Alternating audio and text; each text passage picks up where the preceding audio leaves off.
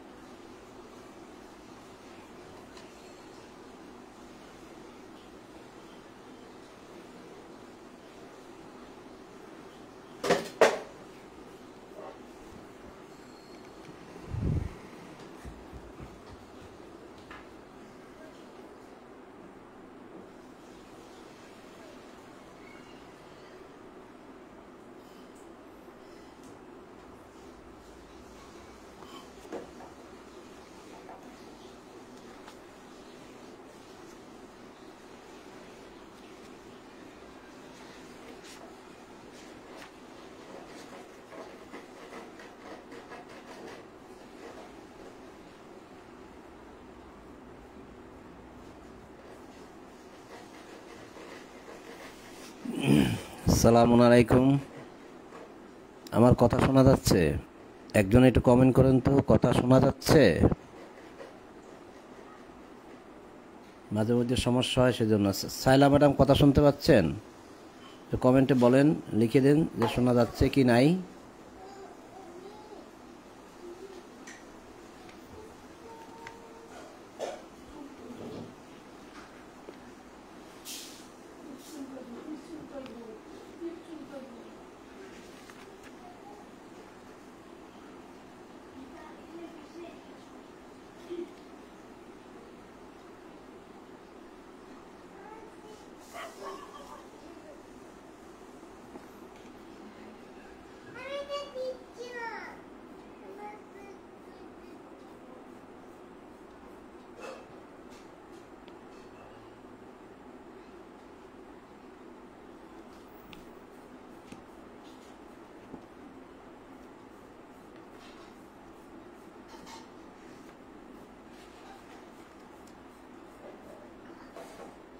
যাক, ঠিক আছে, হ্যাঁ বুঝতে পেরেছি।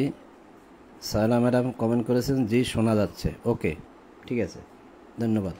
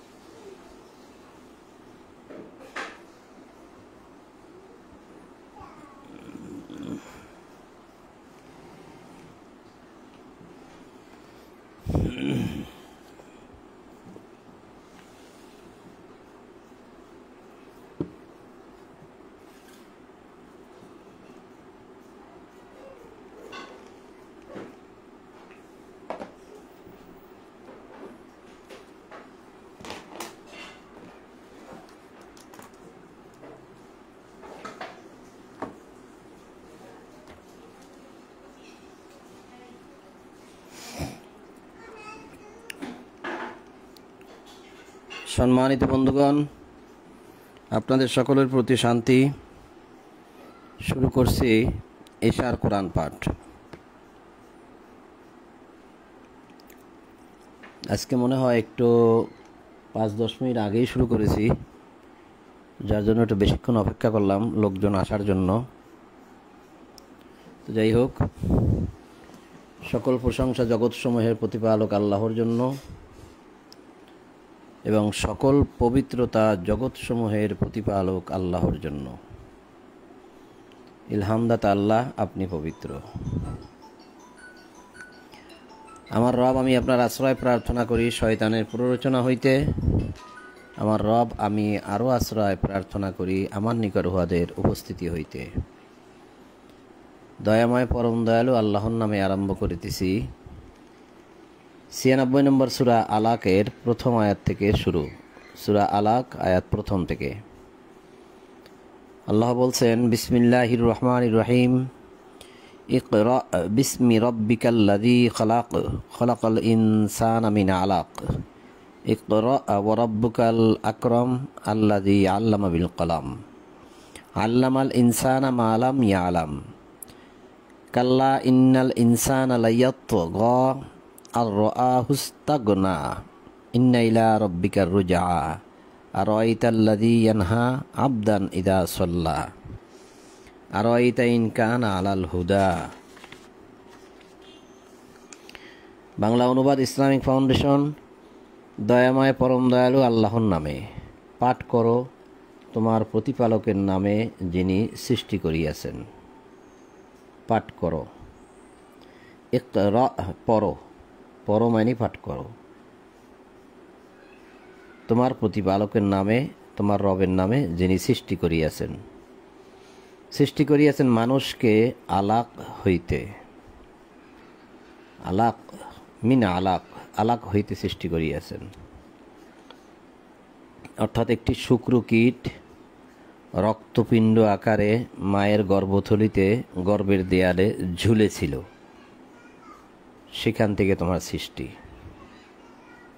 শুক্রকীট তো ছিলই, বাবার ঔরসে, বাবার মেরুদণ্ডতে ছিল, কিন্তু ওইটা মায়ের গর্ভথলির দেয়ালের মধ্যে যখন তুমি ঝুলেছিলে একটি রক্তপিণ্ড আকারে, ঠিক সেখান থেকেই তোমার সৃষ্টির সূচনা। আলাক হইতে, সেটা হচ্ছে আলাক, সেখান থেকে তোমাকে সৃষ্টি করা হয়েছে। পাঠ করো আর তোমার প্রতিপালক মহিমান্বিত, যিনি কলমের সাহায্যে শিক্ষা দিয়েছেন। আল্লাযী আল্লামা বিল কলাম। কলমের সাহায্যে বলতে কলম দ্বারা, বিল কলাম, কলম দ্বারা শিক্ষা দিয়েছেন। যিনি কলমের সাহায্যে শিক্ষা দিয়েছেন। এখন কোরআন পড়লে দেখা যায় যে রাসূলুল্লাহ আগে কোনো লেখাপড়া করেননি, নিজের হাতে কোনো কিতাবও লেখেননি। তাহলে তিনি কিভাবে কলমের সাহায্যে লিখছেন, এটা কি ভাবার বিষয় নয়? তুমি তো এর আগে কোনো লেখাপড়া করনি, তুমি কোনো কিছুই পড়নি। তাহলে এখানে বলছে যিনি কলমের সাহায্যে শিক্ষা দিচ্ছেন, তাহলে বোঝা যাচ্ছে যে এই কিতাব রাসূলুল্লাহ কলমের সাহায্যে লিখে মানুষকে দিয়েছেন। এই কিতাব যেটা তার কলমের মধ্যে আছে, তো সেটা যখন তিনি লিখে দিচ্ছেন, সেই লেখার মধ্যে আল্লাহর কথার মধ্যে কি সে নিজের কোনো কথা ঢুকিয়েছেন? না, আল্লাহর কথার বিপক্ষে বা আল্লাহর বিরুদ্ধে বা আল্লাহর বিপক্ষে তিনি কোনো কথাও এখানে লেখেন নাই। যদি এটা লিখতেন, তার কথার মধ্যে যদি আল্লাহর কোনো কথা বিপক্ষে থাকতো, তাহলে আল্লাহ বলছেন যে আমি তার ডান হাত ধরে ফেলতাম, অর্থাৎ সে যে হাত দিয়ে লিখতেছিল সে হাত আমি ধরে ফেলতাম এবং তার জীবন ধমনী কেটে দিতাম, জিহ্বা কেটে দিতাম। তাহলে দেখা যাচ্ছে তিনি লিখতেন, কারণ এর আগে তিনি লেখাপড়া করেননি, নিজের হাতে কোনো কিতাবও লেখেননি। কিন্তু এই কিতাব তিনি লেখা শুরু করলেন, যেটা কলমের সাহায্যে। আল্লাযী আল্লামা বিল কলম। তখন তো আর প্রেস ছিল না, কম্পিউটার ছিল না, কলম দ্বারা লেখা শুরু করলেন এই কিতাব। তিনি আগে লেখাপড়া করেননি, এটা মানুষের জন্য একটা প্রমাণ। আশ্চর্য হওয়ার বিষয় যে মোহাম্মদ তো সারাটা জীবন আমাদের সাথেই ছিল, সে তো কোনোদিনও স্কুল কলেজে যায়নি। আর তখন তো কোনো মাদ্রাসা ছিলই না। মাদ্রাসা তৈরি হয় 1800 শতাব্দীতে বা 1800 সালে, তাও ভারত থেকে। একটি কলকাতা আলিয়া মাদ্রাসা, আর একটি হয় দারুল উলুম দেওবন্দ কওমি মাদ্রাসা। এই দুইটা শুরু হয় প্রথম 1800 কত সালে জানো। এর আগে তো মাদ্রাসা ছিলই না। তাহলে মাদ্রাসা কথা আর সেজন্য বললাম না। তা শিক্ষা প্রতিষ্ঠান তো ছিল সব যুগে সব সময়। তো সেই সমস্ত শিক্ষা প্রতিষ্ঠানে তো রাসূলুল্লাহ যায় নাই, যাই যে তিনি যে লেখাপড়া করবেন করে নাই। তা তো লোকেরা দেখতো, সারা জীবন দেখতো যে তিনি লেখাপড়া ছাড়াই তাদের সাথে ছিলেন। এটা তো প্রমাণিত। তাহলে মানুষ কিভাবে, মানে মানুষ কেন আশ্চর্য হবে না? তো যারা বুঝছে তারা আশ্চর্য হয়েছে ঠিকই, যে সে কীভাবে এখন কলম দিয়ে এত সুন্দর সুন্দর কথা, এই কথাগুলো সে কীভাবে লিখে দিচ্ছে। তো এটা শিক্ষা দিয়েছেন আল্লাহ। কারণ এখানেই বলা হয়েছে, সৃষ্টি করিয়াছেন মানুষকে আলাক হইতে, পাঠ করো আর তোমার প্রতিপালক মহিমান্বিত, যিনি কলমের সাহায্যে তোমাকে শিক্ষা দিয়েছেন। এই যে শিক্ষা, এই শিক্ষাটা রাসূলুল্লাহকে দিচ্ছেন আল্লাহ। শিক্ষা দিয়েছেন মানুষকে, যাহা সে জানতো না তাও শিক্ষা দিয়েছেন। বস্তুত মানুষ তো সীমা লঙ্ঘন করিয়াই থাকে। তগা লাইয়াত গ কাল্লা ইন্নাল ইনসানা লাইয়াত গ, মানুষ তো সীমা লঙ্ঘন করেই থাকে। কারণ সে নিজেকে অভাব মুক্ত বলে মনে করে। আর আউ হুস্তাগনা, আর আ হুস্তাগনা, এই তাগনা মানে শব্দটা আসছে গনা গণি থেকে। ওই যে গানিমতুম, গনা মানে ধনবান, ধন সম্পদশালী। মানুষ মনে করে সে সম্পদশালী, মানে অভাব মুক্ত, তার কিছুর অভাব নাই। এই জন্যই সে সীমা লঙ্ঘন করে থাকে। তাহলে কারণ সে নিজেকে অভাব মুক্ত মনে করে। তোমার প্রতিপালকের নিকট প্রত্যাবর্তন সুনিশ্চিত। যদি সে অভাব মুক্ত মনে করে, তাহলে সে মরার পরে কোথায় যাবে? নিশ্চয়ই আল্লাহর কাছে যাবে। সে যদি অভাব মুক্ত হয়েই থাকে, তাহলে কেন তাকে আল্লাহর কাছে যেতে হবে? আল্লাহকে তো সে মানেই না, সে তো সীমা লঙ্ঘনকারী। তুমি কি উহাকে দেখিয়াছ যে বাধা দেয় এক বান্দাকে যখন সে সালাত আদায় করে? তুমি কি উহাকে দেখিয়াছ যে বাধা দেয় আবদান ইজা সাল্লা, বান্দাকে যখন সে সালাতে,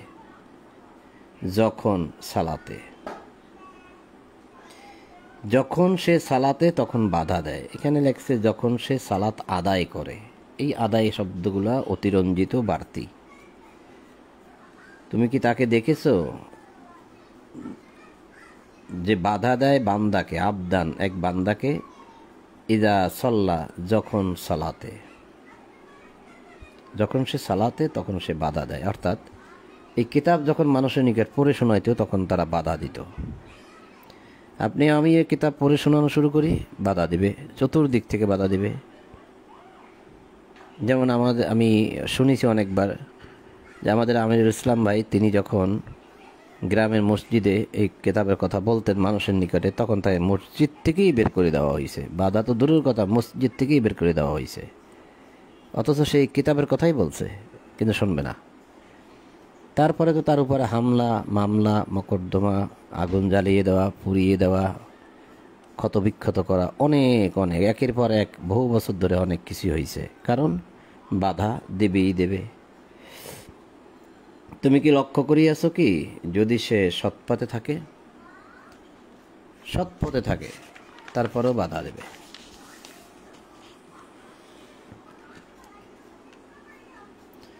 অথবা তাকওয়ার নির্দেশ দেয়।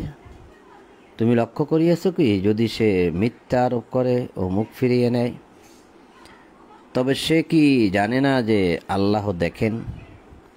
সাবধান, সে যদি বিরত না হয় তবে আমি তাহাকে অবশ্যই হেসরাইয়া লইয়া যাইব মস্তকের সম্মুখ ভাগের কেশ গুচ্ছ ধরিয়া, মানে সামনের চুল ধরিয়া হ্যাসরাইয়া টানিয়া নিয়ে যাইব।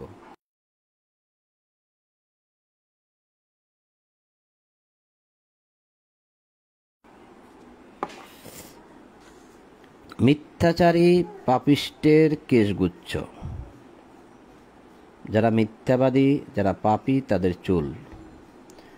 অতএব সে তাহার পার্শ্বচরদেরকে আহ্বান করুক, মানে তার পাশে তার সহচর আছে তাদেরকে সে ডাকুক, আহ্বান করুক। আমিও আহ্বান করিব জাহান্নামের প্রহরীকে। সাবধান, তুমি উহার অনুসরণ করিও না এবং সিজদা করো, আমার নিকটবর্তী হও। কাল্লা, সাবধান, লা তুতি'হ, ইতায়াত করিও না, অনুসরণ করিও না, তাদের কথা শুনিও না। ওয়াসজুদ অকতারিব, আনুগত্য করো এবং আমার নিকটবর্তী হও। আমার আনুগত্য করে আমার নিকটবর্তী হও। এখানে সিজদা লাগছে অসজুদু। এখন তাদের কথা মানিও না, এই কথার সাথে সিজদা করো, এটা কি মিলে? তাদের কথা মানবে না সেজন্য কি সিজদা করবে? কাজে তাদের কথা মানিও না, আমার কথা মানো, আমার নিকটবর্তী হও, এভাবে মানে, এভাবে মেলে। লা তুতি'হু, তাদেরকে অনুসরণ, তাদের আনুগত্য করিও না। ওয়াসজুদ, এবং আনুগত্য করো আমার। অকতারিব, এবং আমার নিকটবর্তী হও। এই যে আমার নিকটবর্তী হও, এইটা মেলে। তাহলে তাদের আনুগত্য করিও না, অর্থাৎ তাদের কথা মানিও না, আমার কথা মানো। তাদের কথা মানিও না, আমার কথা মানো। আসজুদ, আমার কথা মানো।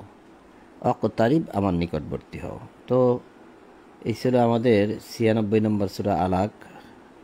এটা 19 নম্বর আয়াত পর্যন্ত পড়লাম। সূরাটা এখানেই শেষ। এবার 97 নম্বর সূরা কদর। বিসমিল্লাহির রহমানির রহিম।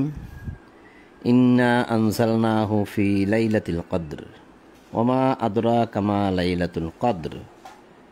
নিশ্চয়ই আমি কোরআন অবতীর্ণ করিয়াছি মহিমান্বিত রজনীতে। আর মহিমান্বিত রজনী সম্বন্ধে তুমি কি জানো? মহিমান্বিত বলা হয়েছে কদর। এই কদর শব্দের অর্থটা কিন্তু শক্ত বা শক্তিশালী।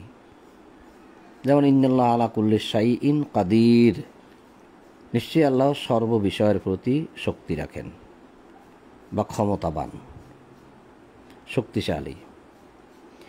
তাহলে এখানে যে অনুবাদ আছে যে নিশ্চয়ই আমি কোরআন অবতীর্ণ করিয়াছি মহিমান্বিত রজনীতে, মানে শক্তিশালী রাতে। অনুবাদ কিন্তু এরকম আসে। এখন রাত কিভাবে শক্তিশালী হলো সেটার ব্যাখ্যা বিশ্লেষণ আমার কাছে নাই। আর যদি এখানে রাত শক্তিশালী না নিয়ে যদি মহিমান্বিত নেই, রাত কীভাবে মহিমান্বিত হয় তার ব্যাখ্যা বিশ্লেষণও আমার কাছে নাই। এখন যেভাবে আছে, যতটুকু পড়ি, যতটুকু বুঝি, ততটুকুই আপনাদের সম্মুখে রাখি। এর চেয়ে যদি আরও ভালো কিছু থাকে আল্লাহ অবশ্যই জানাই দেবেন। আমি আল্লাহর নিকটে জ্ঞানের কাঙ্গাল। আল্লাহ বলছেন যে মহিমান্বিত রজনী সম্বন্ধে তুমি কি জানো?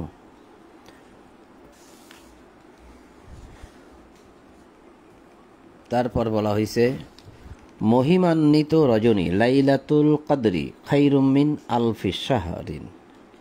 মহিমান্বিত রজনী সহস্র মাস অপেক্ষা শ্রেষ্ঠ। সহস্র মাস মানে হাজার মাসের চেয়েও শ্রেষ্ঠ মাস হচ্ছে সেই রাত যে রাতে নাজিল হয়েছে আল কোরআন। কারণ ওখানে বলা হয়েছে ইন্না আনজালনাহু ফি লাইলাতুল কদর, আমরা ওটা নাজিল করেছি। এখানে অনুবাদটা হয় যে আমরা ওটা নাজিল করেছি লাইলাতুল কদরে। এখানে অনুবাদ আছে নিশ্চয়ই আমি কোরআন অবতীর্ণ করিয়াছি লাইলাতুল কদরে। কারণ ইন্না আনজালনাহু, হু সর্বনাম দ্বারা ওটাকে বোঝানো হয়েছে, মানে কোরআনকে। সেজন্য এখানে অনুবাদে কোরআন দিয়ে দিছে। তো মহিমান্বিত রজনী হচ্ছে সহস্র মাস অপেক্ষা শ্রেষ্ঠ, অর্থাৎ হাজার মাসের চেয়েও উত্তম বা শ্রেষ্ঠ। কারণ এই খয়ের শব্দের অর্থ শ্রেষ্ঠ হয়, খয়ের শব্দের অর্থ উত্তম হয়। সেই রাত্রিতে ফেরেশতাগণ ও রূহ অবতীর্ণ হয় প্রত্যেক কাজে তাহাদের প্রতিপালকের অনুমতিক্রমে। তানাজ্জালুল মালাইকাত, নাজিল হয় মালাইকাগণ মানে ফেরেশতাগণ। অর রূহ, এবং রূহ নাজিল হয়। ফিহা মানে সেই রাতের মধ্যে বিইজনি রব্বিহিম, তাদের রবের এজেনে, অর্থাৎ তাদের রবের অনুমতিক্রমে নাজিল হয়। সেই রাত যখন আসবে, 1000 মাস পরে যখন সেই মাস আসবে, 1000 মাস পরে, তারপরে গিয়া ফেরেশতা আসবে অনুমতি নিয়ে, মিনকুল্লি আমর, সমস্ত আদেশ নিয়ে। আল্লাহর কি কি আদেশ আছে সেগুলো তিনি নিয়ে আসবেন। তাহলে এই লাইলাতুল কদর কিন্তু প্রতি বছরে হয় না।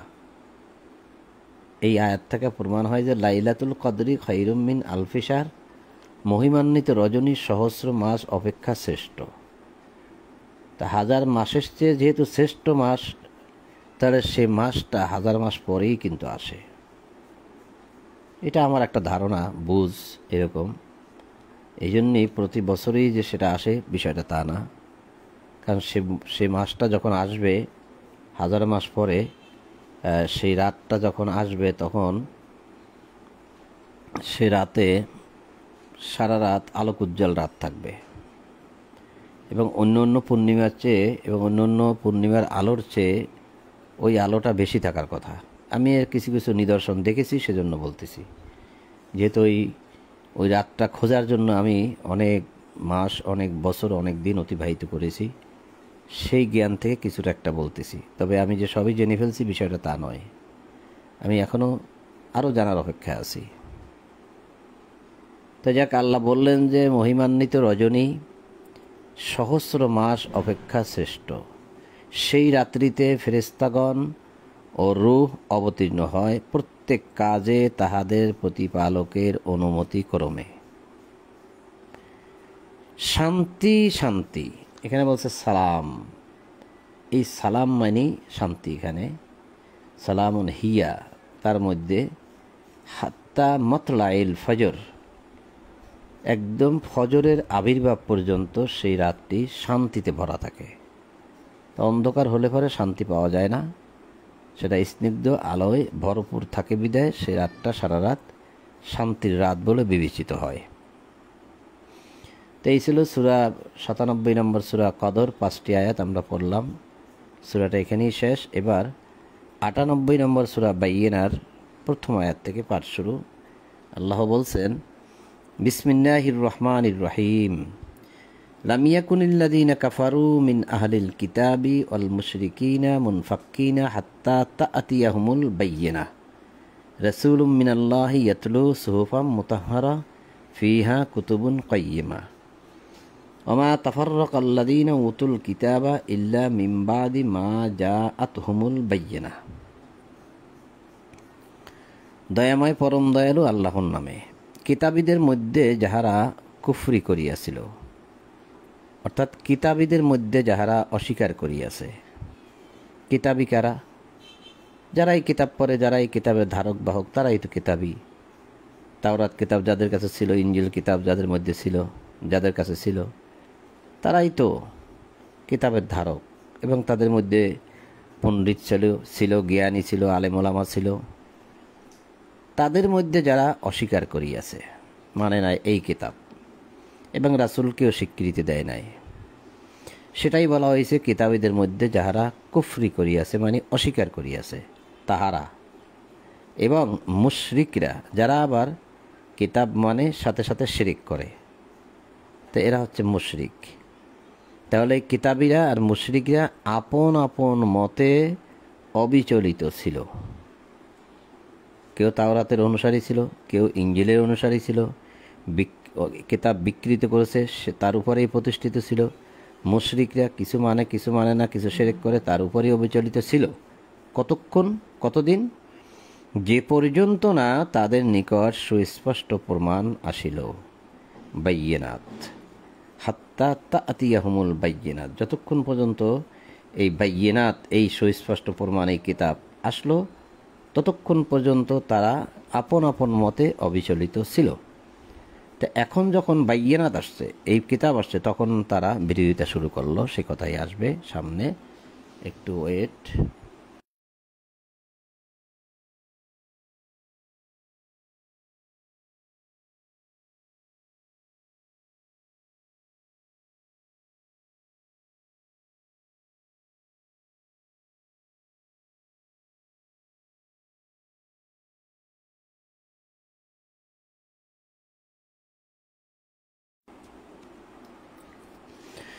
তো আমরা দেখলাম যে কিতাবীদের মধ্যে যারা অস্বীকার করছে আর মুশরিকরা তারা একটা মতের উপরে অবিচলিত ছিল। এই প্রমাণ যখন আসলো তখন তারা আর কিন্তু সেই মতের উপরে অবিচলিত থাকতে পারল না।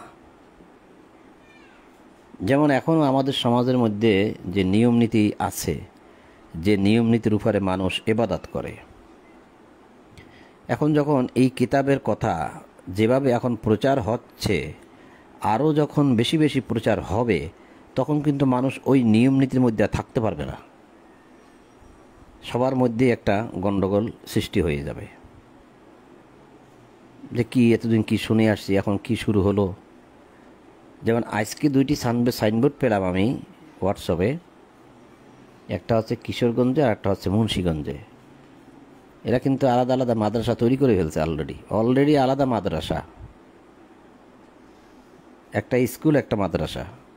সেই স্কুলের মধ্যে শিক্ষা দেওয়া হয়, মানে জেনারেল শিক্ষায় শিক্ষিত করা হয় ছাত্রদেরকে, পাশাপাশি কোরআনের জ্ঞান দেওয়া হয়। তার মানে ওই সমস্ত এলাকার মানুষ কিন্তু কোরআন সম্বন্ধে ভালোই অভিজ্ঞতা রেখেছে। আগে হয়েছে ধরাধরি, মারামারি, অনেক ধরপাকড় হয়েছে, এখন মানুষ সব জেনে গেছে ওখানকার, যার জন্য কেউ উদ্যোগ নিয়ে ওই রকম স্কুল তৈরি করে ফেলছে। এখন আর মানুষ বেশি একটা ঝামেলা করে না। আর কিশোরগঞ্জের এটা বললো যে ওটা সাইনবোর্ড লেখা আছে, ওটা একটা ছোট মাদ্রাসা তৈরি করছে কিছু লোকে মিলে, সাইনবোর্ড দিয়েছে আল কোরআন পাঠ ও গবেষণা কেন্দ্র। তার একজনে প্রশ্ন করছে যে এখানে সমস্যা হয় না, লোকজন আসে? হ্যাঁ আসে, প্রতি শুক্রবারই 20, 25, 30 জন লোক আসে, আর প্রতিটা দিন 10-12 জন লোক আসে, শিখতে আসে, পড়তে আসে। তা দেখেন, তো একটা এলাকার মধ্যে যদি এরকম একটা মসজিদ বা মাদ্রাসা বা একটা শিক্ষা প্রতিষ্ঠান বা স্কুল তৈরি হয়, যেখানে কোরআনের জ্ঞান দেওয়া হয়, শুধুমাত্র কোরআন, অন্য কিছু না আবার, এবং কোরআন গবেষণা করা হয়, তাহলে এটা কিন্তু 4টিখানি কথা না, আর যেমন তেমন বিষয় না। তো কিশোরগঞ্জ এবং মুন্সিগঞ্জ 2 জায়গায় 2টা আমি সাইনবোর্ড পেয়েছি, আমি আবার একটা স্ক্রিনশট দিয়ে রেখেছি। আমার কাছে খুব আনন্দই লেগেছে। তা এটা যে তারা শুরু করলো, তো এটা যে অদূর ভবিষ্যতে আমাদের আনাচে কানাচে সব জায়গায় শুরু হবে না, বিষয়টা কিন্তু তা নয়, এদিকেও শুরু হয়ে যাবে। তখন কিন্তু মানুষ বলা বলি করবে যে এতদিন যা ছিলাম তো ভালোই ছিলাম, বাপদাদার পাওয়া থেকে একটা ইসলাম গ্রহণ করতাম, নামাজ রোজা, এখন কি যে শুরু হয়ে গেল, কোরআন মানতে হবে যেখানে এই নিয়ম নীতি পাওয়া যাচ্ছে না। মানুষের মধ্যে বলা বলি শুরু হয়ে যাবে। তখন আপনি এই কোরআনের কথাগুলো আরও বেশি বেশি বলতে পারবেন, কারণ তখন মানুষের মধ্যে জানাজানি হয়ে যাবে। তা সময়টা আমার কাছে মনে হয় বেশি দূরে না, খুবই কাছে। আল্লাহ চাইলে সব কিছুই সম্ভব। তা আল্লাহ সেটা বলছেন যে কিতাবীদের মধ্যে যাহারা অস্বীকার করেছিল আর মুশরিকরা আপন আপন মতে অবিচলিত ছিল, যে পর্যন্ত না তাহাদের মধ্যে তাহাদের নিকট সুস্পষ্ট প্রমাণ আসিল। এই সুস্পষ্ট প্রমাণ বাইয়িনাত যখন আসলো, তখন আর তারা আপন মতে থাকতে পারল না। আল্লাহর নিকট হইতে এক রাসূল যে আবৃত্তি করে পবিত্র গ্রন্থ, সুহুফাম মুতাহহারা, উপযুক্ত সহিফা, উপযুক্ত কিতাব, ইয়াতলু তেলাওয়াত করে, রসুলুম মিনাল্লাহ, আল্লাহর পক্ষ থেকে একজন রাসূল। তে আল্লাহর পক্ষ থেকে এই রাসূল যখন ইয়াতলু তেলাওয়াত করে শোনায় এই কিতাবের কথা, তখন তারা আর আপন আপন মতে থাকতে পারল না। তাহলে আল্লাহ বলছেন ফিহা কুতুবুন কাইয়্যিমা, যাহাতে আছে সঠিক বিধান। কাইয়্যিমা একদম প্রতিষ্ঠিত বিধান। ফিহা কুতুবুন, এই কুতুবুন শব্দটা কিন্তু বহু বচন, মানে কুতুবুন না, সরি, এক বচন। যে কিতাবের মধ্যে আছে সঠিক বিধান, কাইয়্যিমা, যে কিতাবটা প্রতিষ্ঠিত। ওয়ামা তাফাররাকাল্লাযীনা উতুল কিতাবা ইল্লা মিন বাদি মা জাআতহুমুল বায়্যিনা, যাদেরকে কিতাব দেওয়া হয়েছিল তাহারা তো বিভক্ত হইল তাহাদের নিকট স্পষ্ট প্রমাণ আসার পর। এই যে আবার মা জাআতহুমুল বায়্যিনা, এই একটা বায়্যিনা, আবার দেখেন তাতিয়াহুমুল বায়্যিনা, এই স্পষ্ট প্রমাণ যখন আসলো তখন তারা বিভক্ত হয়ে গেল। এই যে বিভক্ত, আরবিতে বলছে তাফাররাকা, তারা ফারেক হয়ে গেল। তারা ফারেক হয়ে গেল। তো উপরেও তাই দেখা গেছে যে কাফারু যারা আহলিল কিতাব আর অল মুশরিকিন, এই মানে কিতাবীদের মধ্যে যারা কাফের আর মুশরিক, এরা কিন্তু আর আপন মতে অবিচলিত থাকতে পারে না বাইয়িনাত সুস্পষ্ট প্রমাণ আসার পর।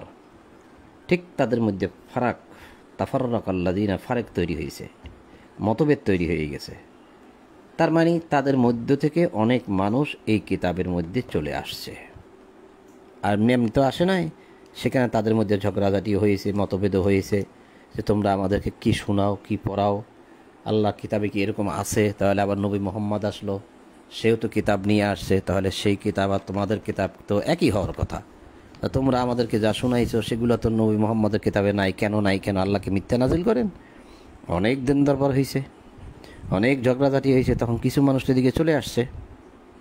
এখন যে মানুষগুলো চলে আসছে তারা কিন্তু বুঝছে বিষয়টা, ভালোই বুঝছে, বুঝেই তারা চলে আসছে। তারা শিরকের মধ্যে থাকতে চায় না। এখন তাদের প্রতি আদেশ ছিল কি এই সহিফার মধ্যে, কিতাবের মধ্যে?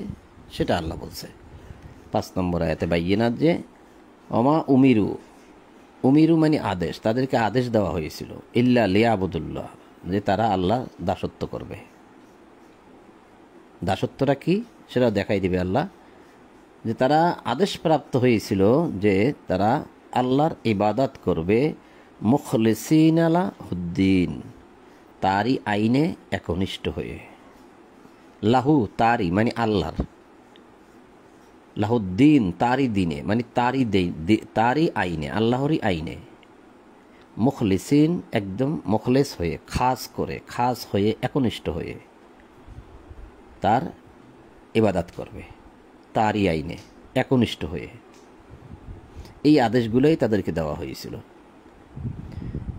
তার কি সেটা, যে সেই তার যে দাসত্ব, তার আইনে একনিষ্ঠ হয়ে, সেটা কি?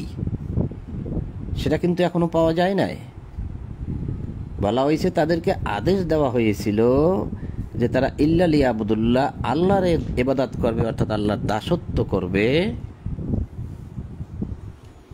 মুখলিসিন একনিষ্ঠ হয়ে, লাহুদ্দিন তারই আইনে, তার আইনে তার দাসত্ব করবে। এখন দাসত্বটা কি তা কিন্তু বলা হয়নি এইটুকুর মধ্যে। এই দাসত্বটা কি সেটা এখন আল্লাহ বুঝিয়ে দিচ্ছে। হুনাফা ওয়া ইয়াকিমুস সালাতা ওয়া ইউতুজ যাকাতা, যে তাদেরকে আদেশ দেওয়া হয়েছিল কি, যে তারা সালাত কায়েম করবে, সালাত প্রতিষ্ঠা করবে আর জাকাত দেবে। এই 2টা বিধান ছিল তাদের প্রতি, যে রাসূলকে মানো, তোমাদের রাসূল হিসাবে মানো, নেতা হিসাবে মানো, প্রেসিডেন্ট হিসাবে মানো, সর্বদিক দিয়াই তোমাদের যত মানুষ আছে সবার উপরে রাসূল, তাকে মানো, তার কাছে আও, তার আনুগত্য করো, তার ইতায়াত করো। যারা প্রেজেন্ট আছো তার ইতায়াত করো। আনুগত্য, ইতায়াত শব্দটা হয় প্রেজেন্ট থাকা অবস্থায়, হ্যাঁ। আর অনুপস্থিত থাকলে বেশিরভাগ ক্ষেত্রেই দেখা যায় অনুসরণ, মানে ইত্তাবিউ। আর আনুগত্যটা হয় কিন্তু, যেমন আমি আপনার আনুগত্য করি, অর্থাৎ আপনি প্রেজেন্ট আছেন, আপনি যা যা বলেন আমি তাই তাই আপনাকে করে দিই, যেদিকে যাইতে বলেন সেদিকে যাই, যা করতে বলেন সব করি, এগুলো হয় এরকম আর কি। অনুসরণ, যেটা আপনি রেখে গেছেন সেগুলোকে আমি অনুসরণ করি, যে কথাগুলো আপনি বলে গেছেন, রেখে গেছেন, লিখে গেছেন, সেগুলোকে আমরা অনুসরণ করি। এই জন্য সূরা আরাফের 3 নম্বর আয়াতে দেখবেন লেখা আছে ইত্তাবিউ মা উনজিলা ইলাইকুম, তোমরা অনুসরণ করো যা তোমাদের উপর নাজিল করা হয়েছে, মিন রব্বিকুম, তোমাদের রবের পক্ষ থেকে, সেটা তোমরা ইত্তাবিউ করো, মানে অনুসরণ করো যে সেখানে কি কি আছে। তাই ইতায়াত আর ইত্তাবিউ, আনুগত্য এবং অনুসরণ, 2টা আমার কাছে 2 রকমই মনে হয়। তা আনুগত্যটা প্রেজেন্স ছাড়া সম্ভব না। এই জন্যে আল্লাহ বলছে যে আতিউল্লাহ আর আতিউর রাসূল, আল্লাহর আতিউ করো মানে আল্লাহর আনুগত্য করো, এবং আতিউর রাসূল, রাসূলের আনুগত্য করো। তাহলে তাই যদি হয়, কে আসছে আর কেউ আছে? আরিফ শরীফ, আচ্ছা, হ্যাঁ, তাড়াতাড়ি দরজা বন্ধ করো। তাহলে হুনাফা আও ইয়াকিমুস সালাতা ওয়া ইউতুজ যাকাতা, অর্থাৎ তারই দাসত্বে, তারই আইনে, তারই দাসত্ব করো, একনিষ্ঠ হয়ে সালাতকে প্রতিষ্ঠা করো, জাকাত দাও। তাই জাকাত দিতে হইলে তোমরা রাসূলের কাছে আসো, রাসূলের আনুগত্য করো, রাসূলের কথা শোনো, তার কাছে জাকাত দাও। ওই তো জাকাতা অর্থাৎ পরিশুদ্ধতামূলক প্রদেয় প্রদান করো। আর এটাই যদি করো তাহলে হয়ে যাবে কি, অযালিকা দিনুল কাইয়্যিমা, ইহাই সঠিক দিন। ওই যে উপরে লাহুদ্দিন আছে না, যে তারই আইনে, তারই দিনে মুখলেস হয়ে, একনিষ্ঠ হয়ে তার ইবাদত করো। আর সেটাই হচ্ছে গিয়ে দিনুল কাইয়্যিমা, প্রতিষ্ঠিত দিন, সঠিক দিন। তো এই কথাগুলো যারা অস্বীকার করেছে তো করবে এই যে কাফারু, ইন্নাল্লাযীনা কাফারু মিন আহলিল কিতাব অল মুশরিকিন ফি নারি জাহান্নামা খালিদিনা ফিহা, যেটা আমরা এদিকে দেখে আসছি প্রথমেই একদম। কি দেখলাম প্রথম আয়াতে বাইয়িনা, যে লাম ইয়াকুনিল্লাযীনা কাফারু মিন আহলিল কিতাব অল মুশরিকিন। ঠিক এই যে কিতাবীদের মধ্যে থেকে যারা কাফের এবং মুশরিক,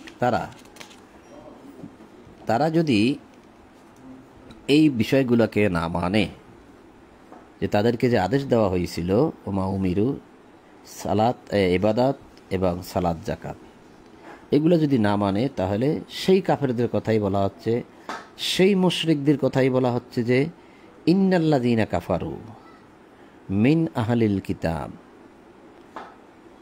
আহলে কিতাবদের মধ্যে যারা কাফের মানে যারা অবিশ্বাসী, অস্বীকারী, অল মুশরিকিন এবং যারা শিরিককারী, শিরিক করে, এই কিতাবীদের মধ্যে শিরিক করে। আর বর্তমানে কিতাব আমাদের কাছে আছে আল কোরআন, এই আমরা যারা আল কোরআনের আহাল, এই দেখেন মিন আহলিল কিতাব, আল কিতাব, তাই আজকে আমরা হচ্ছে আল কোরআনের আহাল। আমাদের মধ্য থেকেও যারা অল মুশরিকিন, শিরিক করে, তাদের মধ্যে থেকেও ছিল শিরিককারী, আমাদের মধ্যে থেকেও আছে শিরিককারী। কোথায় যাবে? ফি নারি জাহান্নামা। ফি অর্থ মধ্যে, নার অর্থ আগুন, জাহান্নাম অর্থ শাস্তির স্থান। তারা সেই জাহান্নামের মধ্যে, আগুনের শাস্তির মধ্যে যাবে। খালিদিনা ফিহা, চিরস্থায়ী হবে সেখানে। ফিহা তার মধ্যে তারা খালিদিন দাখিল হবে, চিরস্থায়ী, মানে আর বের হইতে পারবে না। উলাইকা হুম শাররুল বারিয়া, উহারাই সৃষ্টির অধম মানে নিকৃষ্ট। সৃষ্টির মধ্যে তারা নিকৃষ্ট হওয়ার কারণেই তাদেরকে ওই জাহান্নামের অগ্নিতে আল্লাহ জ্বালাবেন, যেহেতু সৃষ্টির নিকৃষ্ট। আর যারা সৃষ্টির শ্রেষ্ঠ তাদেরকে আল্লাহ সম্মানজনক স্থানে রাখবেন, সেটা হচ্ছে জান্নাত। তো এখানে আল্লাহ বললেন যে যারা কাফের, অস্বীকারী আর যারা মুশরিক, তাদেরকে আল্লাহ জাহান্নামে রাখবেন। আর পক্ষান্তরে বলেই দিলেন যে ইন্নাল্লাযীনা আমানু ওয়া আমিলুস সলিহাত, যারা বিশ্বাস করেছে আর আমলে সলে করেছে, অর্থাৎ এই বিশ্বাসের বাস্তবায়ন করেছে আমলে সলে দ্বারা, উলাইকা হুম খায়রুল বারিয়া, তারাই হচ্ছে সৃষ্টির শ্রেষ্ঠ, তারা হচ্ছে সৃষ্টির শ্রেষ্ঠ। তো যারা মানল না তারা শাররুল বারিয়া, আর যারা মানল তারা খায়রুল বারিয়া। শাররু খায়রু, সৃষ্টির নিকৃষ্ট আর সৃষ্টির শ্রেষ্ঠ। তাই যারা এখন এই কিতাব পড়ে না এবং এই কিতাবের দাওয়াত দিয়ে নিয়ে গেলে সে শোনেও না, তারা সৃষ্টির নিকৃষ্ট আল্লাহর কথা অনুযায়ী। আজ থেকে 27 বছর আগে এক ভাইয়ের সাথে আমার খুব ভালো একটা বন্ধুত্ব ছিল, যোগাযোগ ছিল। তাকে আমি আল কোরআন বিভিন্নভাবে দেখাইছি, পড়াইছি, সে আশ্চর্য হয়ে গেছে, খুব আগ্রহ দেখাইয়া সে আমার কাছ থেকে অনেক কিছু জানলো, বুঝলো। এই করার পরে দেখলাম যে এরকম প্রায় ছিল 15-20 দিন ছিল। হুট করে দেখি সে আমাকে দেখলে দূরে চলে যায়, আমার কাছেও আসে না, দূরে দূরে হাঁটে, দূরে দূরে চলে যায়, কথাও বলে না। আমি যদি গায়ে পড়ে জিজ্ঞাসা করি ভাই কেমন আছেন, ভালো আছি, এতটুকুই। আমি কেমন আছি সেটা জিজ্ঞাসাও করে না। আগে একসাথে বসে চা নাস্তা খাওয়াইতাম, তাকে আর পাইও না, সে দূরে থাকে। বিষয়টা বুঝলাম না, মাথায় আসলো হয়তো কেউ না কেউ কিছু একটা বলছে হয়তো, যাক ঠিক আছে। আবার সেই 7 বছর না 6 বছর পর তার সাথে আমার নতুন করে দেখা, একই জায়গায় ডিউটি পড়ে গেছে।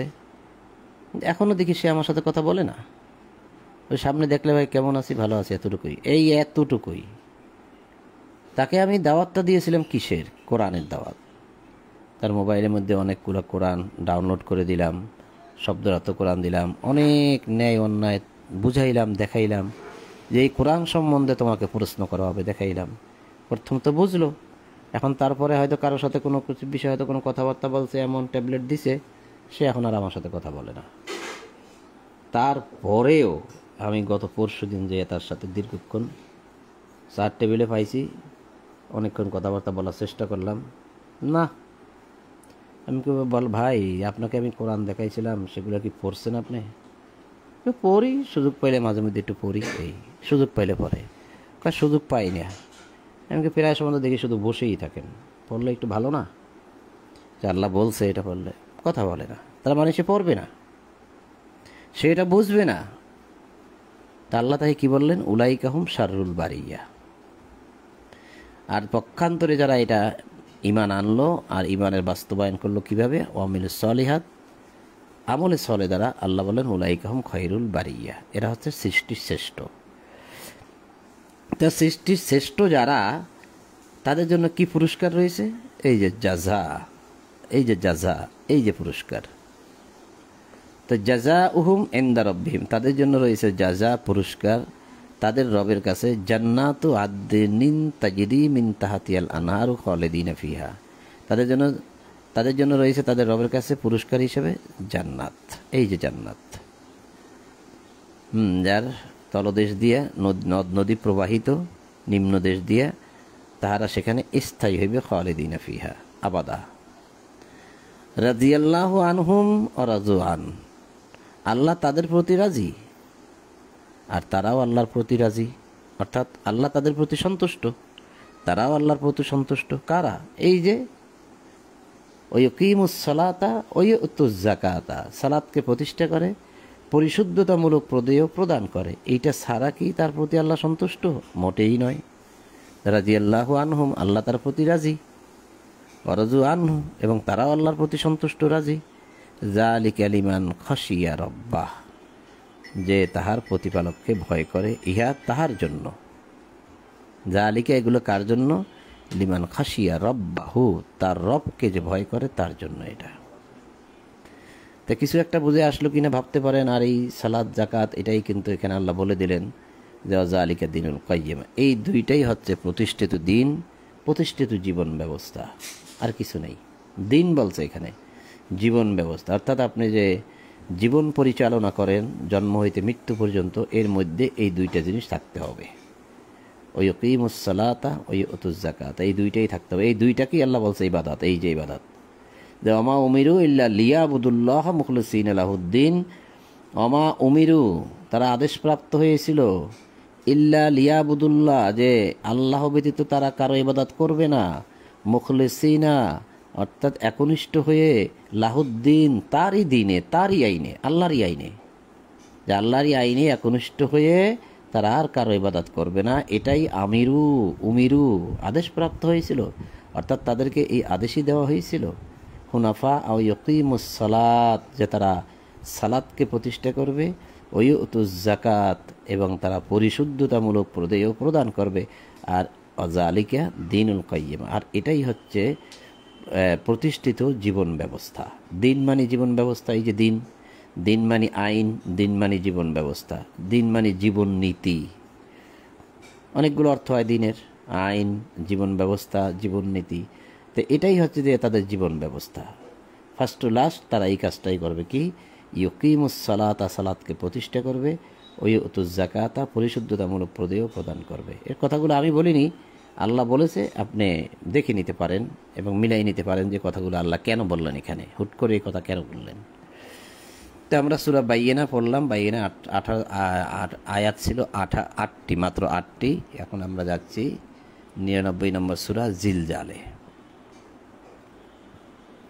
সূরা জিলজাল, কম্পন। বিসমিল্লাহির রহমানির রহিম। ইযা জুলজিলাতিল আরদু জিলজালাহা ওয়া আখরাজাতিল আরদু আসকালাহা। পৃথিবী যখন আপন কম্পনে প্রবলভাবে প্রকম্পিত হইবে, আপন কম্পনে কম্পিত হইবে। ইযা জুলজিলাতিল, জুলজিলাতুল আরদ, আরদ অর্থ পৃথিবী, আর জিলজাল শব্দের অর্থ হইছে কম্পন। কেঁপে উঠবে পৃথিবী, যখন সিংহায় যখন ফুৎকার দেওয়া হবে তখন পৃথিবী কেঁপে উঠবে। জিলজালাহা মানে আপন কম্পনে তখন কেঁপে উঠবে।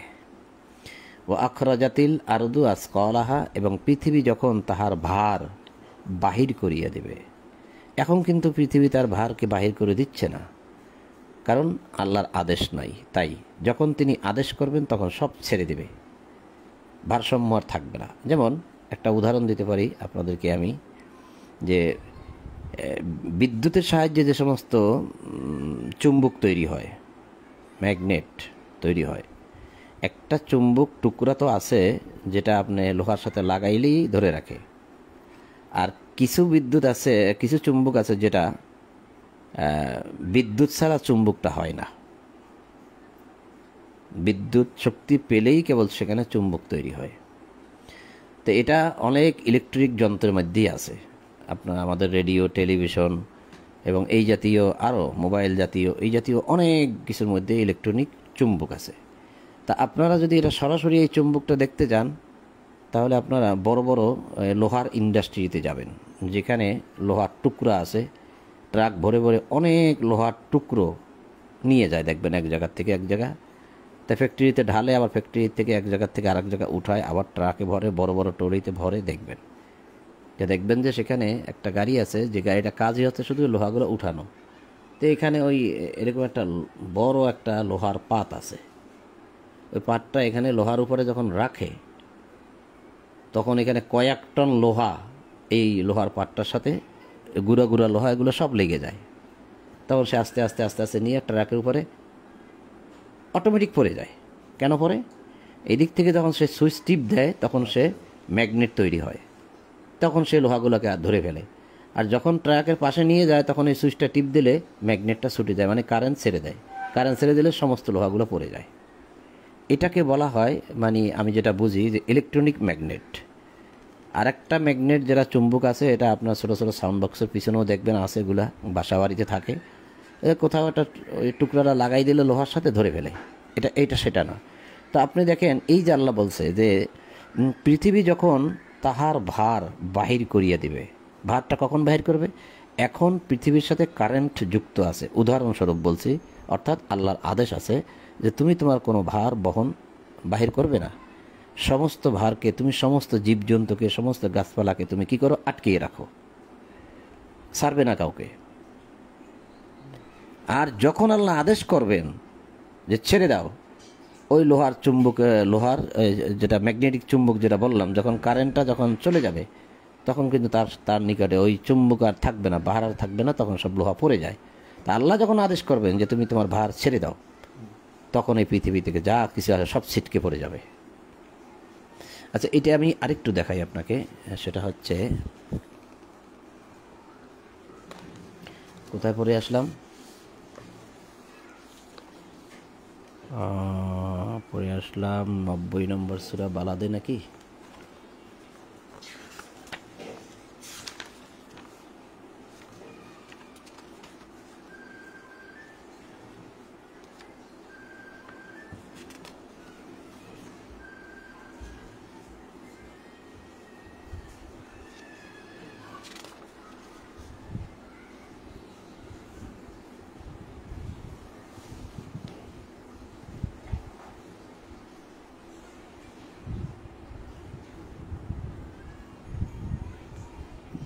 পাচ্ছি না কেন?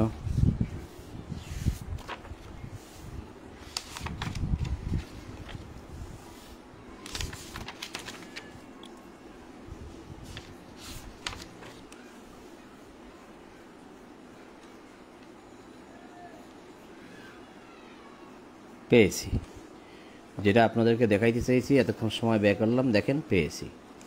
এই আয়াতের সাথে মিলে যাবে এটা। সেটা কি ছিল দেখেন, আল্লাহ বলছেন 84 নম্বর সূরা ইনশিকাক। বিসমিল্লাহির রহমানির রহিম। যখন আকাশ বিদীর্ণ হইবে, মানে আকাশ ভেঙে চুরমার হয়ে পড়ে যাবে, ও তাহার প্রতিপালকের আদেশ পালন করিবে, ইহাই তাহার করণীয়। কখন? এখন কি আকাশ বিদীর্ণ হচ্ছে? এখন কি আকাশ ভেঙে চুরমার হচ্ছে? হচ্ছে না। তা আল্লাহ এরপর কি বললেন? তাহার প্রতিপালকের আদেশ পালন করিবে, অর্থাৎ আকাশকে সেদিন তার রব আদেশ করবে যে ভেঙে চুরমার হয়ে যাও, তুমি তোমার ভার ছেড়ে দাও। আল্লাহ এরপর কি বললেন? ইহাই তাহার করণীয়। তার মানে আকাশটা তাই করবে। তাহলে আপনি আমি মানুষ, আপনাকে আমাকে সৃষ্টি করা হয়েছে তার ইবাদতের জন্য, আমরা করি না কেন? আল্লাহ একটা উদাহরণ দিয়ে বোঝাচ্ছে। এরপরে বলছে পৃথিবীর কথা, যে দেখেন, এবং পৃথিবীকে যখন সম্প্রসারিত করা হবে ও পৃথিবী তাহার অভ্যন্তরে যা আছে তাহা বাহিরে নিক্ষেপ করিবে ও শূন্য গর্ব হইবে এবং তাহার প্রতিপালকের আদেশ পালন করিবে, ইহাই তাহার করণীয়, তখন তোমরা পুনরুত্থিত হইবে। বোঝা গেল যে আকাশকে যখন তার রব আদেশ করবেন তখনই কেবল সে বিদীর্ণ হবে, আর এটা তার করণীয়। আর এখন আকাশকে আল্লাহ যেভাবে রেখেছেন, আকাশ ঠিক সেভাবেই আছে। তদ্রূপ পৃথিবীকে আল্লাহ এখন যেভাবে রেখেছেন সেভাবেই আছে। আর যখন সে তার প্রতিপালক আদেশ করবে তখন তার প্রতিপালকের আদেশ সে পালন করবে, আর এটা তার করণীয়, এটা সে করবেই করবে। তখন পৃথিবী তাহার মধ্যে যা আছে তাহা বাহিরে নিক্ষেপ করিবে ও শূন্য গর্ব হয়ে যাইবে। তাহলে বোঝা গেল যে এখন কিন্তু আদেশটা আল্লাহ করেননি, তাই পৃথিবী আমাদেরকে নিয়ে খুব সুন্দরভাবে আছে। যখন আদেশ করবেন তখন কিন্তু পৃথিবী ভেঙে চুরমার হয়ে যাবে। আদেশ। তো আমরা এটাই পড়তেছিলাম। তুমি আর একটু ঘুরিয়ে আসো যাও, একটু ঘুরিয়ে আসো যাও। তো এটাই আল্লাহ বলছেন যে পৃথিবী যখন আপন কম্পনে প্রবলভাবে প্রকম্পিত হইবে এবং পৃথিবী যখন তাহার ভার বাহির করিয়া দেবে, যেটা আমি আপনাদেরকে এখন 84 নম্বর সূরা থেকে দেখিয়ে আসলাম, যে কি সে তার অভ্যন্তরে যা আছে সব কিছু বাহির করে দেবে, সে শূন্য গর্ভ হইয়া পড়িবে এবং মানুষ বলিবে ইহার কি হইল। সেই দিন পৃথিবী তাহার বৃত্তান্ত বর্ণনা করিবে, অর্থাৎ ভেঙে চুরমার হয়ে যাওয়াটাই তার বৃত্তান্ত। আর এখানে এই বৃত্তান্তর আরবিটা হচ্ছে হাদিস। ইয়াউমাইদিন তু হাদ্দিসু আখবারহা আকাল আল ইনসানু মালাহা, ইনসান বলবে যে এটার পৃথিবীটা কি হলো, এরকম করে কেন। আর ইয়াউমাইদিন তু হাদ্দিসু আখবারহা, পৃথিবী সেদিন তার হাদিস বর্ণনা করবে। কি হাদিস? সে তার মুখ দিয়ে বলবে না, সে ভেঙে চুরে চুরমার হয়ে প্রমাণ করে দেখাবে যে এতদিন আমার রব আমাকে আদেশ করেছিল, তাই আমি তোমাদেরকে নিয়ে এভাবে ছিলাম, আর এখন আমার রব আমাকে আদেশ করেছে, আমি ভেঙে চুরমার হয়ে যাচ্ছি, পড়ে যাচ্ছি, টুকরো টুকরো হয়ে যাচ্ছি, তোমরাও মরে যাচ্ছ। এই হচ্ছে তার বৃত্তান্ত, এই হচ্ছে হাদিস। তো হাদ্দিসু আখবারহা বিআন্না রাব্বাকা ওয়াহালাহা, কারণ তোমার প্রতিপালক তাহাকে আদেশ করিবেন। এই যে আদেশ করিবেন, দেখছেন, যেটা আমি আপনাকে সূরা ইনশিকাকের অর্থাৎ 84 নম্বর সূরা থেকে দেখিয়ে আসলাম, যে তার প্রতিপালক তাকে আদেশ করিবেন, আর এটাই তার করণীয়, অর্থাৎ সে এটাই করবে। আর মানুষকে যে আদেশ দিয়েছে মানুষ সেটা করে না, মানুষ সেটা করে না। তা আমার বহুদিনের একটা সাধনা মনে হয় পূরণ হতে যাচ্ছে। আমি বহুদিন ধরে আশা করছিলাম যে এটা কবে হবে, কবে হবে, বা হবে কি হবে না, নাকি ধরা পড়বে কি পড়বে না। শেষ পর্যন্ত দেখতেছি এখন হচ্ছে। আমার কাছে খুব দুঃখ লাগতো যে মানুষ সারাক্ষণ মোবাইল নিয়ে থাকে, মোবাইলে গেম খেলে। সরকার একটা ব্যবস্থা নিয়েছে এখন যে এখন তাদেরকে ধরবে, আর যারা এই কাজগুলো করছে তাদেরকেও তো ধরবে, ছাড়বে না কাউকেই। খুব ভালো, আমার একটা মনের আশা পূরণ হতে যাচ্ছে যে মানুষ যে এতটাই অকৃতজ্ঞ যে সারাক্ষণ যত সময় পায় আর কি মোবাইলে গেম নিয়ে থাকে। এটা কি তার প্রতিপালক তাকে আদেশ করেছে? তার প্রতিপালকের আদেশটা কি? ইবাদত করা, দাসত্ব করা? না, সেটা করবেই না। সেই দিন মানুষ ভিন্ন ভিন্ন দলে বাহির হইবে, যাহাতে উহাদেরকে উহাদের কৃতকর্ম দেখানো যায়। কৃতকর্ম মানে কি? যা করেছে, যত গেম খেলেছে তা সব যেন দেখানো যায়, যত অপকর্ম করেছে তা যেন সব দেখানো যায়, যত অন্যায় করেছে এইগুলো হচ্ছে কৃতকর্ম। কৃত মানে যেগুলো করে ফেলছে, কাজ কর্ম, সব সেদিনকে দেখাবে আল্লাহ। কালকে দেখলাম ভিডিওতে ভাই ভাইয়ের চক্ষু উপড়ে ফেলে, কত বড় নিকৃষ্ট হইলে এই কাজটা সে করতে পারে। এবং আমি পুরো ভিডিওটা দেখেছি যে কীভাবে কয়েকজনে মিলে তাকে চিপে ধরে রেখেছে। সেখানে তার ভাইয়ের মানে স্ত্রী সহ বা আরও কারা কারা ছিল অনেকজনকে দেখা যাচ্ছে, খুব চেঁচাচ্ছে। এতগুলো মানুষ চিপে ধরলে সে কি আর লড়তে পারে? আর ভাই কি করতেছে, আঙ্গুল ঢুকিয়ে দিয়ে তার চোখ দুটা উপরে নিল। ভাইরাল হইল ভিডিও। আবার দেখলাম যে অনেক জায়গায় সে ভিডিওটা দেখা যাচ্ছে। সে হাসপাতালে, প্রথমে বরিশাল হাসপাতালে নিচে, সেখান থেকে আবার ঢাকা বড় হাসপাতালে নিচে। কি নির্মম মানুষ! এগুলো কি মানুষ? এই কিতাবের শিক্ষা যদি মানুষের থাকতো তাহলে এই মানুষটা এই কাজ করতে পারতো। আমার ভাইয়ের জীবনটা আমি অন্ধকার করে দিচ্ছি, সে কীভাবে খাবে, কীভাবে চলাফেরা করবে, কীভাবে সে জীবিকা নির্বাহ করবে, সে কীভাবে পায়খানা প্রস্রাব করবে? এ কি মানুষ? আরও এক মায়ের পেটের ভাই। ভাবা যায় কি কত বড় নিকৃষ্ট, কত বড় নিকৃষ্ট মানুষেরা। আর ভাই ভাইকে হত্যা করে, ছেলে সন্তানকে হত্যা করে, আবার সন্তান ছেলেকে হত্যা করে, পিতা মাতাকে হত্যা করে, মাতা ছেলে বাপকে হত্যা করে। এই সম্পত্তির লোভে সব কিছু করতেছে আজকে মানুষ। এই যত কৃতকর্ম আছে সব সেদিন বলে দেখানো হবে, এগুলো সব দেখানো হবে। কেউ অনুপরিমাণ সৎকর্ম করিলে সে তাহা দেখিবে, কেহ অনুপরিমাণ অসৎকর্ম করিলে তাহাও সে দেখিবে। ফামাইয়ামাল মিসকালা যাররাতিন খাইরান ইয়ারা ওমাইয়ামাল মিসকালা যাররাতিন শাররান ইয়ারা। এই জাররা, এই জাররা, এই খাইরা, এই শাররা, দেখতে পাচ্ছেন তো? ইয়ারা ইয়ারা, ইয়ারা মানে সে দেখবে, হু মানে তা মানে সর্বনাম, ইয়ারা হু সে দেখবে। খাইরান যদি কেউ জাররা পরিমাণ, মিসকালা জাররা, জাররা পরিমাণ মানে আপনার একটা বালুকে যদি, এটা আমার জানা নাই, আমি যারা বিশেষজ্ঞ মানে বিখ্যাত লোকদের মুখে যেগুলো শুনেছি যে এটা একটা ভাইরাসের মতো হয়ে যায়, যে ভাইরাস চোখে দেখা যায় না, যে শুক্রকীট চোখে দেখা যায় না, ঠিক সেরকম একটি বিষয় যে জাররা কাকে বলে তারা বর্ণনা করছে। তাই সেখান থেকে আমি জেনেছি যে একটা বালুকে যদি কেউ 70 ভাগ করে তার এক ভাগের নাম হয় অণু, আর ওই অণুকে যদি 70 ভাগ করা হয় তার নাম হয় মনু, আর ওই মনুকে যদি 70 ভাগ করা হয় তার এক ভাগের নাম হয় জাররা। তাহলে এতটুকু মন্দ কাজ যদি কেউ করে থাকে, আল্লাহ বলছে আমি সেটিও তাকে উপস্থাপন করে দেখাবো, ইয়ারাহু তাকে দেখাবো। আর এতটুকু পরিমাণ ভালো কাজ যদি কেউ করে থাকে, খাইরান কল্যাণের কাজ করে থাকে, উত্তম কাজ করে থাকে, ইয়ারাহু আমি তাকে দেখাবো। ফামাইয়ামাল আমল, এই আমল যদি কেউ করে থাকে খাইরান ভালো, জাররা পরিমাণ, সেটা তাকে দেখাবো। আর অমাইয়ামাল মিসকালা জাররাতিন শাররান ইয়ারা, আর যদি কেউ অমাইয়ামাল আমল যদি কেউ করে মিসকালা জাররা পরিমাণ, যেমন সামান্য একদম সেই জাররা পরিমাণ, শাররা অর্থাৎ যদি মন্দটা করে থাকে সেটাও তাকে দেখাবো, দোনোটাই তাকে আমরা ভোগ করাবো। তাহলে আমাদের কতটুকু সাবধান হওয়া উচিত। তো সূরাটা আরেকবার আমি ভেঙে ভেঙে পড়ছি, যেহেতু ইজাজুল জিলাতিল আরদু জিলজালাহা ওয়া আখরাজাতিল আরদু আসকালাহা ওয়া ক্বালাল ইনসানু মা লাহা ইয়াওমাইদিন তুহাদ্দিসু আখবারাহা বিআন্না রাব্বাকা আওহালাহা। আমি পৃথিবী যখন আপন কম্পনে প্রবলভাবে প্রকম্পিত হবে, কিভাবে প্রকম্পিত হবে? সিংহায় ফুঁক দিলে। পৃথিবী যখন তাহার ভার বাহির করিয়া দিবে, কিভাবে ভার বাহির করিবে? 84 নম্বর সূরার মধ্যে সে বৃত্তান্ত আমি আপনাদেরকে এখন দেখিয়েছি। এবং মানুষ বলিবে ইহার কি হইল? সেই দিন পৃথিবী তাহার বৃত্তান্ত বর্ণনা করিবে। কিভাবে বর্ণনা করবে? সে তা পালন করে ঘটিয়ে তারপর দেখিয়ে দেখিয়ে বৃত্তান্ত করবে। এই যে দেখাবে যেটা, এটাই সে বৃত্তান্ত, আর এটা হচ্ছে হাদিস, তুহাদ্দিস। কারণ তোমার প্রতিপালক তাহাকে আদেশ করিবেন, আর যে যখন সে আদেশটা করবে তখন সে তার বাহিরে ভার নিক্ষেপ করবে, সব সেটা দেখাবে।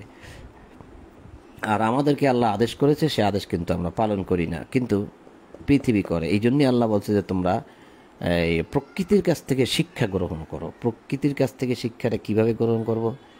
এই যে প্রকৃতির দিকে তাকাইলেই তো দেখা যাচ্ছে যে প্রকৃতিকে আল্লাহ যেভাবে আদেশ করেছেন তারা ঠিক সেভাবেই আছে, কোনো ব্যতিক্রম করে না। যাকে যেখানে থাকতে বলতো সে সেখানেই থাকতেছে, কিন্তু মানুষ ব্যতিক্রম করে। মানুষ, তাহলে সেই দিন মানুষ ভিন্ন ভিন্ন দলে বাহির হইবে, যাহাতে উহাদেরকে উহাদের কৃতকর্ম দেখানো যায়, আমালাহুম তাদের আমলগুলো দেখানো যায়। কেহ অনুপরিমাণ সৎকর্ম করলে সে তাহা দেখিবে।